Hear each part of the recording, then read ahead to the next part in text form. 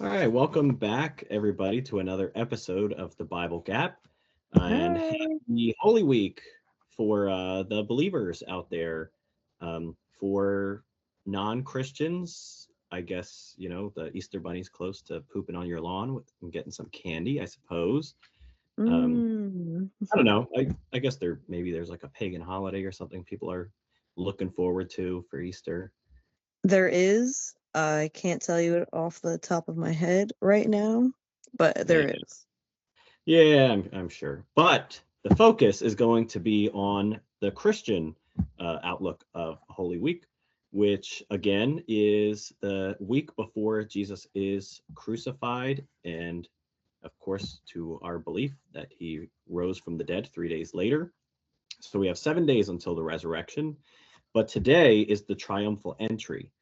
So we're just going to read a quick Bible passage, and then I'm going to point out a couple things that I found interesting, and Dawn's going to chime in. And it's going to be Hmm. very short episodes. It's going to be very easy to listen to. It's not going to be a run on. Just every day, we're going to look at what Jesus did for his last week.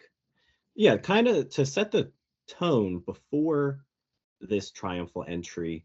Jesus, he was born, we believe, to a virgin to fulfill a prophecy written in the Old Testament. There's a lot of prophecies, so I'm not going to jump into that immediately. But there's a prophecy out there in the Old Testament that Jesus would be born of a virgin, the Messiah would, and that he would be from the line of David.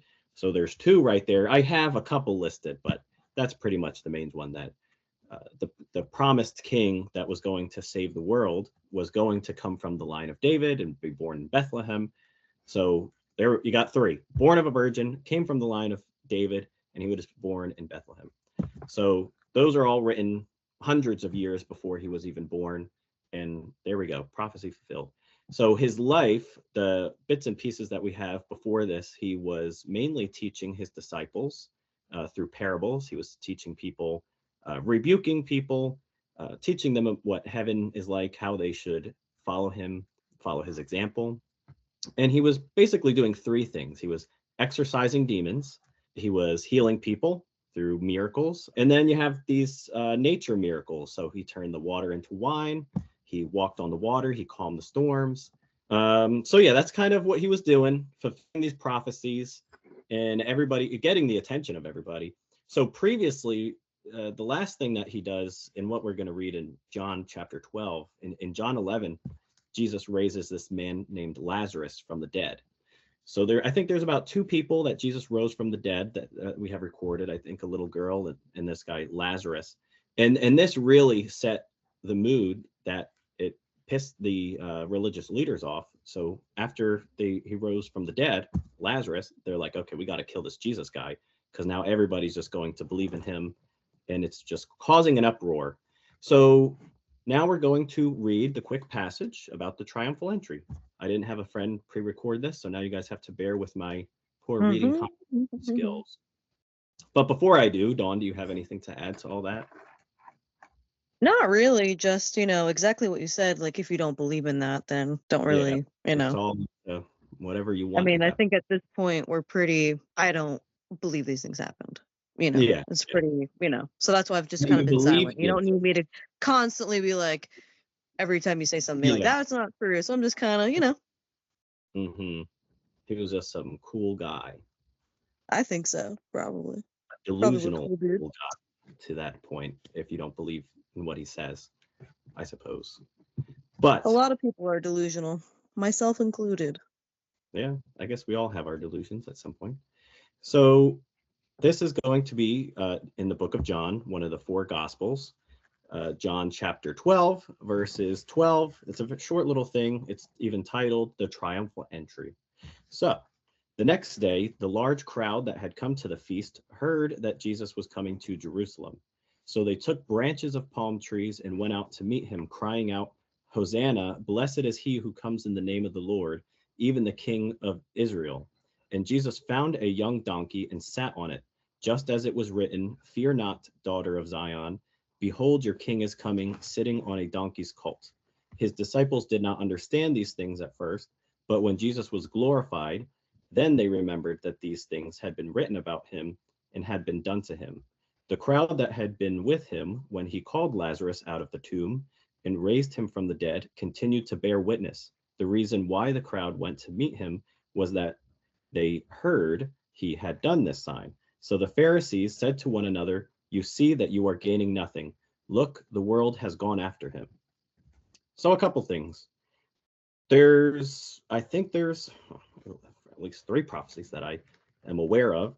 The one that we read that Jesus rode on the donkey, "Fear not, daughter of Zion, behold your king is coming on sitting on a donkey's colt."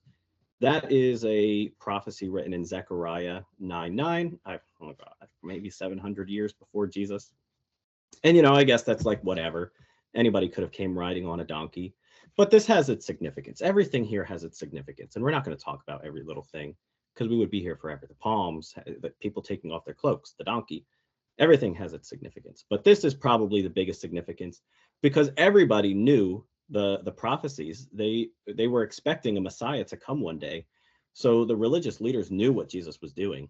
He was publicly declaring that he is the Messiah and that he's the one that everybody was waiting for. So the crowds were going crazy. And this was a very busy time in Jerusalem because every Jew has to follow the Feast of Passover, which is a reminder of the story of Exodus, that the Israelites were enslaved to Egypt. God sent the plagues and freed them from their bondage and sent them on their merry way, well, through years of a struggle in the desert. So they have to remember this. Every single year they had to come to Israel to do their sacrifice and have the feast. And so I don't know. I've seen rough estimations that there might be maybe 2 million people in Jerusalem at this time. Probably less. That might be an exaggeration, but it was a lot of people. So the fact that Jesus rose people from the dead, doing all these miracles, they all knew that he was doing these things. Maybe they didn't believe it, but they heard it. So it was just an uproar at that time. So yeah, the religious leaders not happy about that. But that's kind of where we're at for today.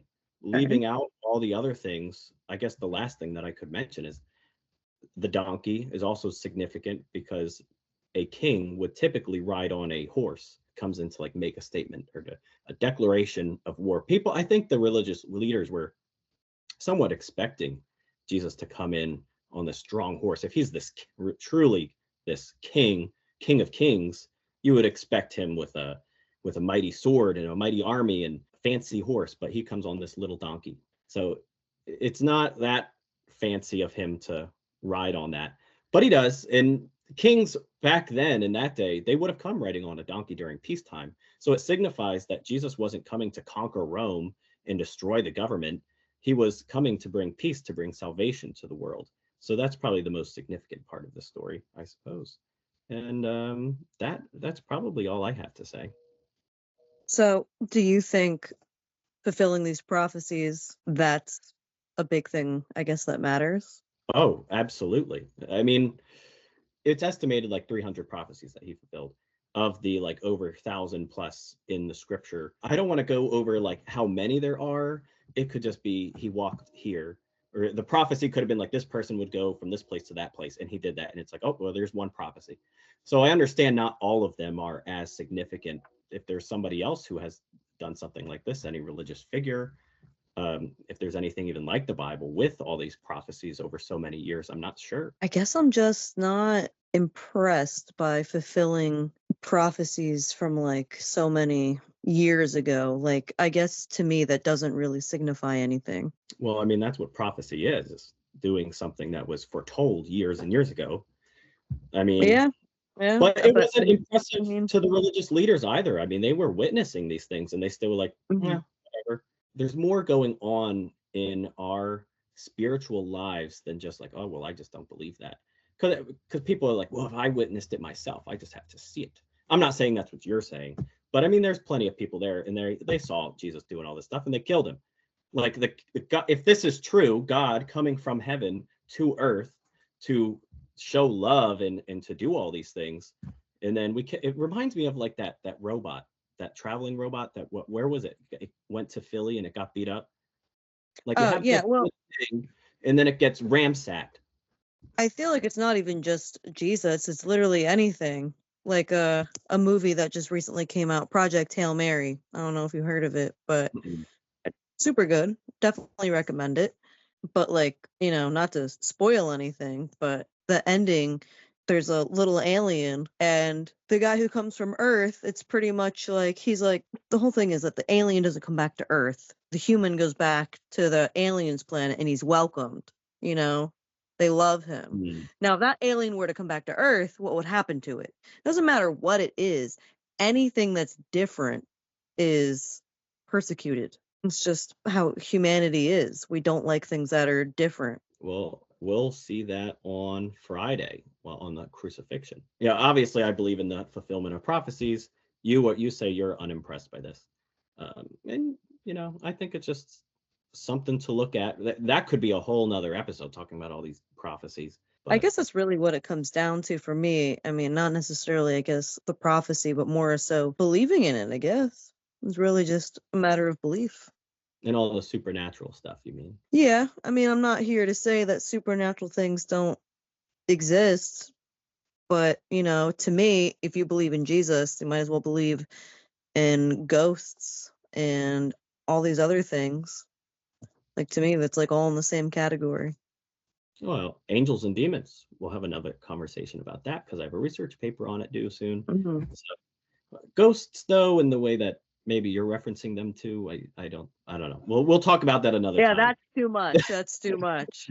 Angels, demons, heaven, and hell, but ghosts, I draw the line there. No way, buddy. Yeah, It we'll makes have to sense. further Yeah. discussion about that. But yeah, any final comments? No, not really.